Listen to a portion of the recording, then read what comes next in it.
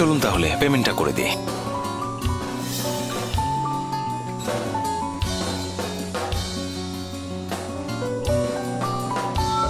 এত দামি?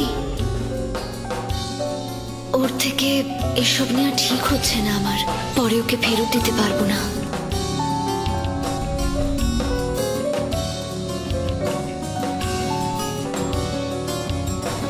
আমাকে আমার পুরনো জামাগুলো দাও।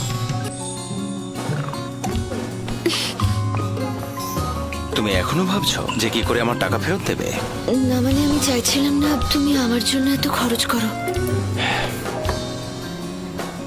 তাই নাকি? সবাই সব সময় চায় আমার থেকে কিভাবে হাতিয়ে নেবে, আর তুমি আমাকে টাকা ফেরত দিতে চাইছো?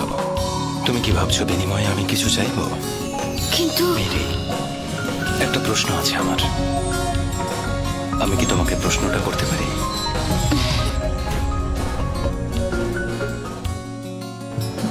তুমি কি আমাকে ভয় পাও? তাহলে আমার চোখে চোখ রেখে কথা বলো না কেন? না মানে আমার আমার অভ্যেস নেই কারোর চোখের দিকে তাকিয়ে কথা বলা, ব্যাস এটুকু।